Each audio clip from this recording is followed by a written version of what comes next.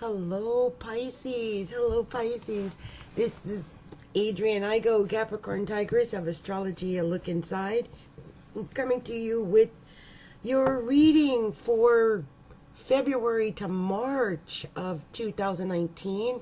And of course, this is technically your birthday reading. Your birthday reading because you are the birthday sign of the month. So happy birthday to you, Pisces. And I guess I'm doing this right at almost at the precipice of this full moon that everyone's been anticipating. I'm sitting here looking at myself thinking, my lips are not dark enough for this dark purple I have on. I need to add more color. Don't you think? Just to match this, darken it down just a little bit for this color here. There we go. I'm so picky about things like that. So weird. But anyway, I'm just looking here at the chart that I drew for you, Pisces. I just want to see where everything is right now. Just want to check something really quick.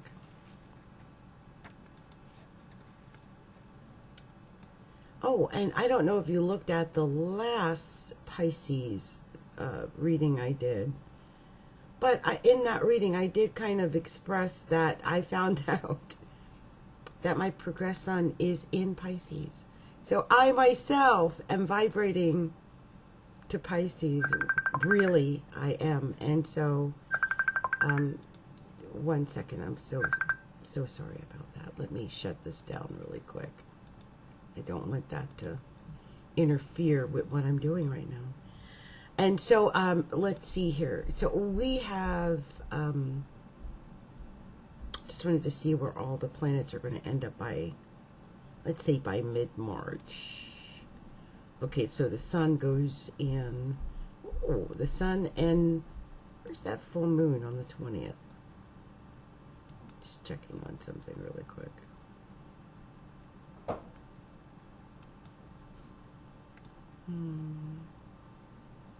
It's in Libra. I thought that. I was just trying to make sure. So that is going to be so we're going to be going through this again. So here we are on the 19th, right? We're going to be going through a situation technically today at 10:54 a.m. as far as I remember, right after the void of course moon. I think the void of course ends at 9:47, and at 10:54 the moon goes full in Virgo, and the sun is going to be exactly opposed at 0.4, I think it's 42 degrees or 0.44 degrees. Anyway, that's going to be major, and that's the 19th of February. But on the 20th of March, when the sun goes into Aries on the 20th, at 0 degrees and 9 minutes, the sun will be in Aries, and at 0 degrees and 9 minutes, there will be a full moon in Libra, which is setting off that first 7th house axis. That's on the 20th of March. So I have a feeling that this entire month, starting from February 19th, like from the moment it gets into Pisces to the moment it goes into Aries on the 20th, there's going to be this weird seesaw effect going on. I just feel like this essence of it happening throughout the month, like the next 30 days until we get past that,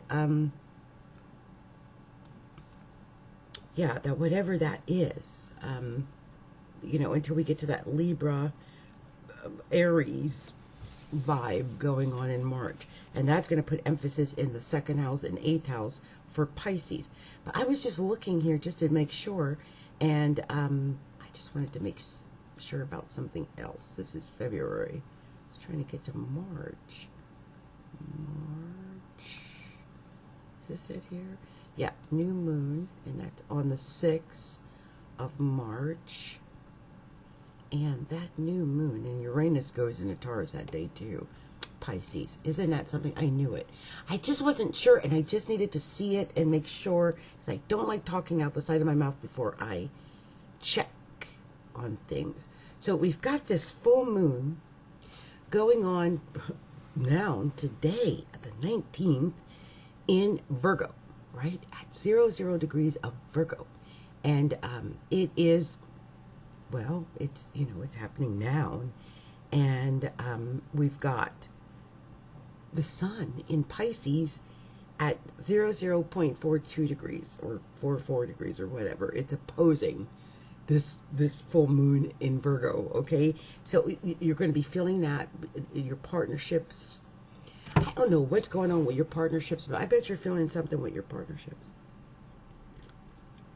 And I'm saying this as a person with their progressed sun in Pisces. Over the last few days, I wrote to my husband multiple questions because, well, I want to know these questions. Whether or not the man wants to stay with me or not, I just want to know. I just feel like it's cruel to end things with me not actually knowing any real answers why. It's still bugging me after 5 months. And then my daughter's hands got onto the papers that will end it all. And I saw them in her pocketbook today. So that means we're moving forward. And that's because this person has made no attempt, regardless how many times I've pleaded, to salvage the marriage. Then the person that I thought might be the answer to my prayer, the beau that I thought I've talked about off and on for the last 4 months, turned out to be nothing more than a liar, cheater, and a cad. So I decided I don't want anyone like that in my life. You can't say I love you one day and take another woman out to dinner the next day. That ain't love. That ain't no kind of love I want to be a part of. And so I unfriended him, and I've not heard from him since, since the lie. And then there was another one who's been saying he wanted to get with me for the longest time. So I thought, okay, I'll do a little chat with him and see where his head is. He ain't nothing but nothing. I ain't going nowhere near that. I think I'm going to just stay to myself. What? I don't need these men. I need what I need, which is real love. And I have a feeling that is going to be something that is a theme for you guys as well. You're not looking for play. Not really. You're looking for real love. You're serious about this. This is not no time for no games. We've got the North Node in the 5th house, Pisces. North Node in the 5th house. We know that we're looking for real love, and love is the operative word. See, here's the difference. There are a lot of people out there right now looking for sex. There's a lot of out there people, with lust and kinks, and they're looking for money, and they're looking for scams and lies and whatever. No, what we Pisces influence people want is love. And we are supposed to get that, okay? Because the North Node is sitting in the 5th house, the solar 5th house in Cancer. It is indicating that love and romance is the point of everything right now. If you're in a relationship and there's no love and no romance, get the hell out of that relationship. What are you doing in a relationship where there ain't no love and romance? When Chiron's sitting in the 5th house in Cancer saying, love me, care for me, nurture me, kiss me, hold me, squeeze me. I mean, Cancer in the 5th house is a very loving, caring, almost smothering kind of love. It should be very close, this kind of close. The kind of close I thought I had in my marriage, but it wasn't true. Now, hopefully, Cancers, you're going to be able to manifest this kind of love and romance into our lives, right? Because, well, we've got a while for Cancer, the 5th node to sit in the 5th house, and we want to take advantage of that. I mean, it doesn't happen often, and when it does, it is an indication that love, some form of true love, can be on its way to us, and I really want to take advantage of it. Now, I don't know how this full moon is going to really affect you, Pisces. I will tell you what just happened to me, because I just think it's so amazing. Like I said, this one gentleman who's been after me since almost a day, I left my husband, turned out to be nothing more than a fake. And so it's really, now, it is in Leo and not quite It's basically in Virgo just about. So it's the right area. And I just want you to be careful of something like that. Just that, you know, it is a full moon. It is the 7th house. So something could come out, something that could feel emotional. I mean, you could get into a emotional, you know, back and forth with your mate or your partner. But it could also be something really, really, really attractive. Really good. You know what I mean?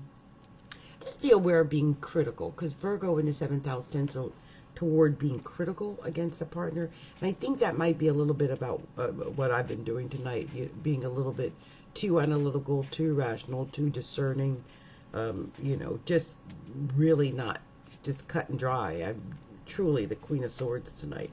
So you guys are really going to be feeling just intuition all month. I really believe this. Use your intuition. You've got Neptune in Pisces, the Sun in Pisces, Mercury's going to be in Pisces. This is all in the solar first house. This is telling me you're thinking and feeling on this deep emotional, like this, not even emotional, it's like a unknown, hidden, like level, like in a different place, in a whole different sphere. And that's happening right now between the 19th and 20th of March. Also, Chiron moves out of Pisces into Aries, and it is going to be in that solar second house along with Uranus, which is retrograde in Aries. Oh, wait a minute. It should not be retrograde right now. It is not. Uranus is going forward in Taurus. It's not quite in Taurus yet, but it will be. It's 29 degrees, though, and it is still technically in Aries. But I believe by the time it gets through the end of the month, it will be in Taurus. Also, Mars is in Taurus at 3 degrees. And that's the solar third house. You know, that's so funny. When I think about Chiron and Uranus in the second house, I want to go back to that. First of all, Chiron going into the second house is not going to feel good. Because it's going to make you aware of some pains and some areas where maybe you felt like you were duped before, or where you just feel like you've got some wounds that have to deal with money that haven't healed, really. Maybe you don't have enough money. Maybe you wish you had more money. Maybe you've given away your money to people who aren't deserving of your money. Maybe people owe you money and they haven't paid you money. It could be that something comes out of the blue and messes with your money, especially with yet Uranus at that 29th degree. It's such a fate degree before it gets back into Taurus. But just be aware that something weird could happen with your money.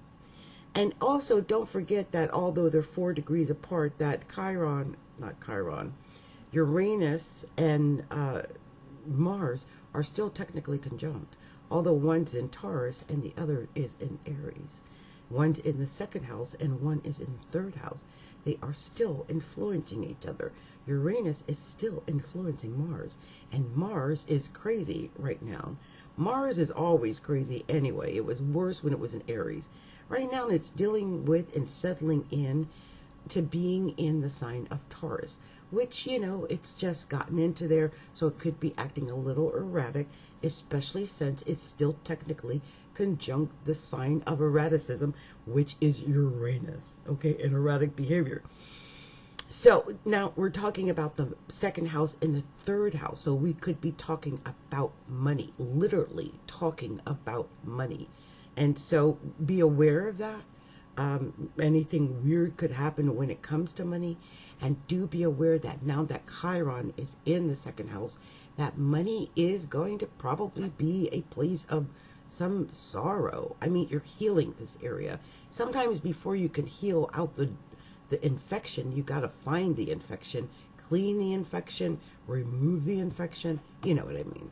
So you're in that phase when it first gets into the sign of Aries, and you're like seeking out the infection of what has gone wrong with your money. and how you're going to go about fixing your money. Like, how am I fixing my money? And the funny thing is, with Mars in the third house, that is communication, that's Taurus. And I think, even though it's Mars, since it is Taurus, it gives off just that vibe of Venus, right? Because it's Taurus. So everything's going to seem just a little bit slower, more gracious, even more attractive. Even your speech pattern might even come off more attractive to others, because you give off a certain sensuality, I think, when you speak now. Especially with, you've got Mercury sitting in Pisces in the first house, and you've got this Mars sitting in the third house in Taurus. This is a very nice little combination for communication, I think. Also, another thing that's giving off a very positive vibe for you is that, Venus is in Capricorn, and so is Saturn, and so is Pluto. But with Venus being there with Saturn and Pluto, it's lessening the blow of the harshness of Saturn and the harshness of Pluto, and it's putting a little bit of that soft touch in with everything up there in your 10th house of career, because that's what people see, honey. They see your 10th house. That's the essence of what people think you are. And that's not even you, really. That's Capricorn up there. You're Pisces. But that Capricorn is really, really strong. And so a lot of people are looking at that Pluto and that Saturn and the heaviness of those sitting up in your career house.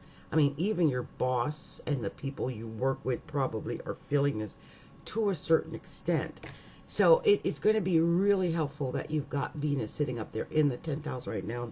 And in a way, it's going to be helpful that Mars is in Taurus in the third house, because it's adding that second element of Venus over your speech and your communications, and especially, I believe, at work, because Taurus and Capricorn are trine, and that Capricorn is your work house. I just think it's all boding very well. And you still have Jupiter up in the 9th house in Sagittarius. Now that again is, to me, when I see Jupiter in Sag, no matter where it is, I always tell people to be, cautious of their speech and communication. I just see this big, long, verbose speech about some cause or issue or something that went wrong. And so I just want you to be aware of that, and the desire that you might have to get on your soapbox, so to speak, especially with your Sun and Neptune and Mercury sitting in your first house and Jupiter sitting in the 9th house. I mean, you just really might have an urge to communicate.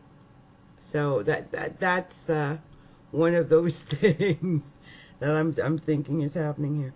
Anyway, and I believe that we have, now I believe I might have done this chart just a little bit wrong. Let me make sure I've got this right. Yeah, I do. I've got it right. Yeah, that's it right there. That Neptune, or that Jupiter sitting almost at your midheaven. That's why I was just looking at that. And that's really going to make a big difference when Jupiter goes into the 10th house, for sure, into the midheaven. That will be a glorious day for you, Pisces, when Jupiter gets into Capricorn. But right now, we're dealing with this first house emphasis. And, what I was going to say earlier was that on the 6th of March, the same day that Uranus does go into Taurus, and that is going to be shaking some things up, believe me, when it goes in Taurus. It's going to shake some things up, It is. And that same day, there's going to be a new moon in Pisces, in the sign of Pisces. It's going to be at 15 degrees of Pisces. That's exactly where my progressed sun is. Oh, Lord, have mercy. So it marks the beginning of a new cycle. Or I think around my progressed sun, I think it's at 14 degrees or 13 degrees. I'll check again. Anyway, this new moon in Pisces, it marks the end of the Aquarius cycle, because we did have the new moon in Aquarius before.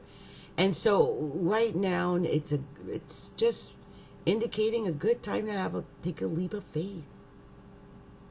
It's creative. You know, it's a very creative time. It's a good time to take a leap of faith. And the funny thing is the sun and the moon are going to be conjoined on the 6th of March, that new moon. And so we're almost doing like a repeat of what we did in the beginning of February, but this time it's going to be in Pisces instead of Aquarius. The amazing thing, Neptune is going to be at 16 degrees, and Mercury will be at 29 degrees of Pisces. So we've got those 4 planets sitting in Pisces on the 6th of March. That should be a really amazing day. I mean, at 15 degrees, that's going to be affecting almost all Pisces, really.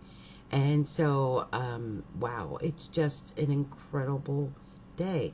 They said this phase of the moon occurs at 15 degrees and 47 seconds of Pisces.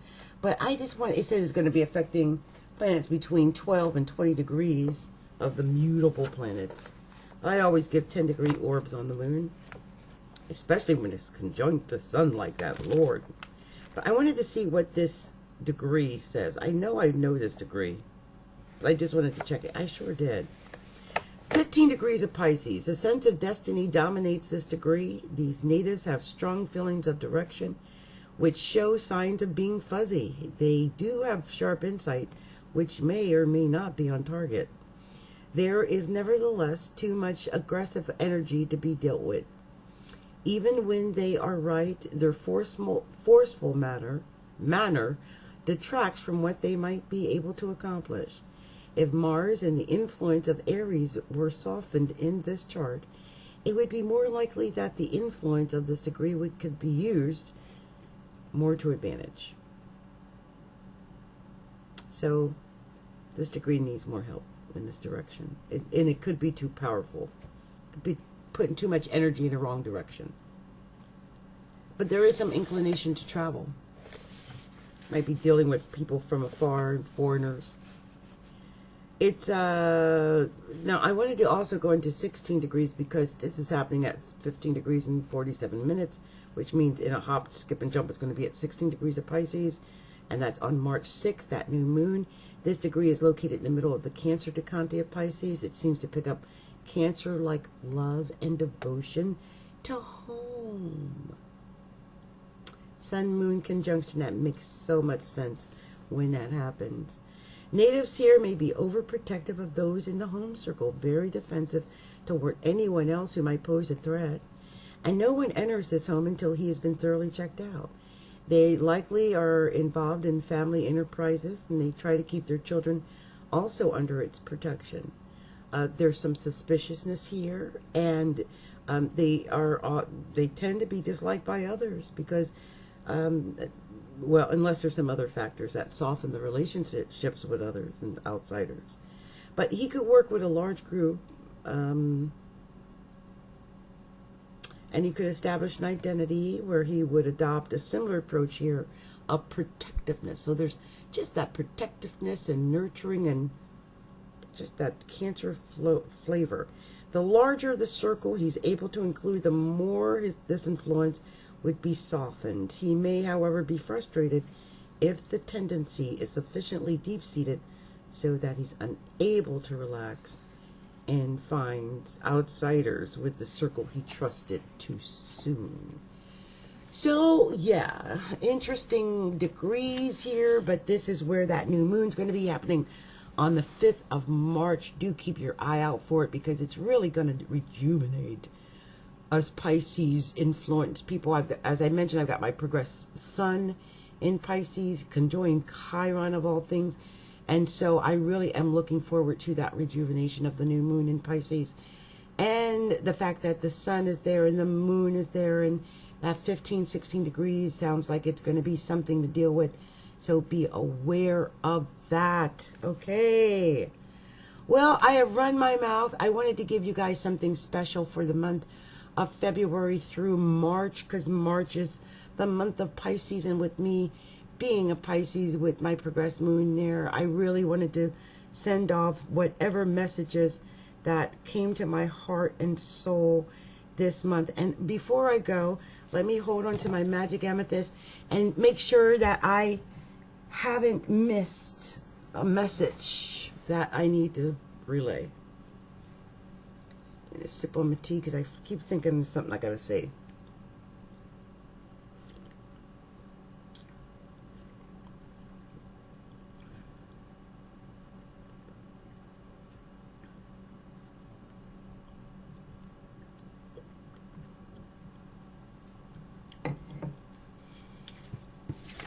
Some Pisces need to be careful getting pregnant.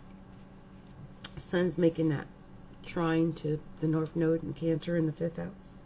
Be aware of that. Also, Neptune is there, so if you get drunk or, you know, you could be fooled, by the way, by people this month. Especially with relationships, be aware of that. And in relationships, be aware of that. There could be some miscommunication because of that Mars and Taurus in the 3rd house. And, you know, that could happen. But I believe the Sun and Mars are going to do okay in the early part of, or the late part of February, like the last week of February. I think something good could happen there. And I'm really excited about that Venus in the 10th house. Really, I am. And when it leaves the 10th house, it's going into the 11th house. It's beautiful. Once it gets into Aquarius, or excuse me, from the 11th house, it'll go into the 12th house. And once it gets into Aquarius, so it's going to be in the 11th house, and Saturn's in the 11th house, and Pluto's in the 11th house. And because earlier I think I said it was the 10th house, and Jupiter is what's in the 10th house, which is great, and not the 9th house. So yeah, that is actually better, believe me, to have Jupiter in the 10th.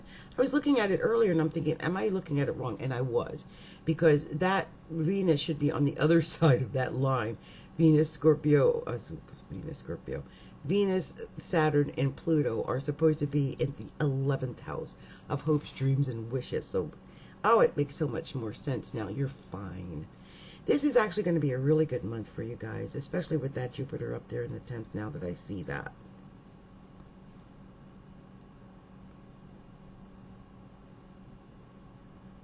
Yeah, I think you'll be just fine.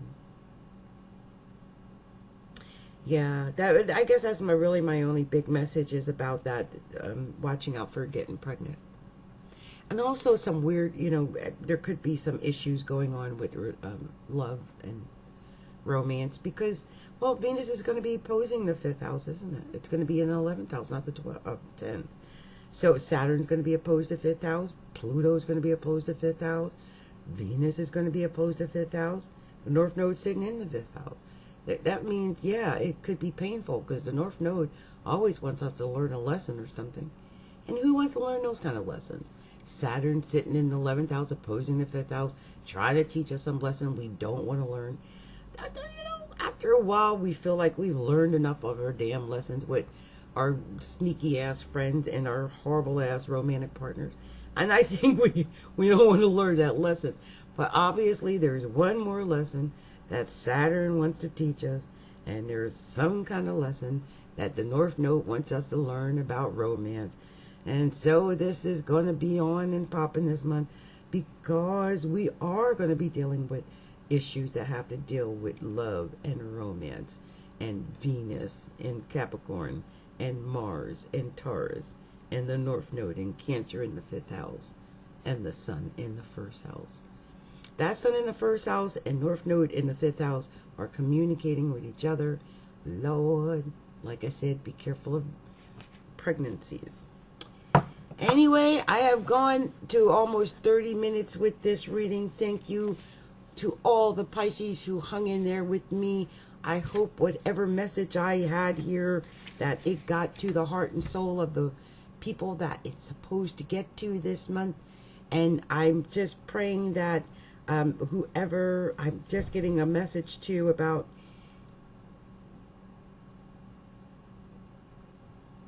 the divine energy of that North Node in Cancer being in that 5th house. That desire for motherhood. Oh. I'm just hoping that that area is healed with the North Node there. Somehow that's all going to work out, and you'll be able to love and nurture and care for others as your heart truly desires to do. Okay. Well, this has been my messages for you, Pisces. I keep coming back to it, but this is pretty much what I needed to say to you, I think, for the month of, for the Pisces season, because this is Pisces season. And thank you once again for sitting in with me, Capricorntigress, Adrienne Obi of Astrology, A Look Inside.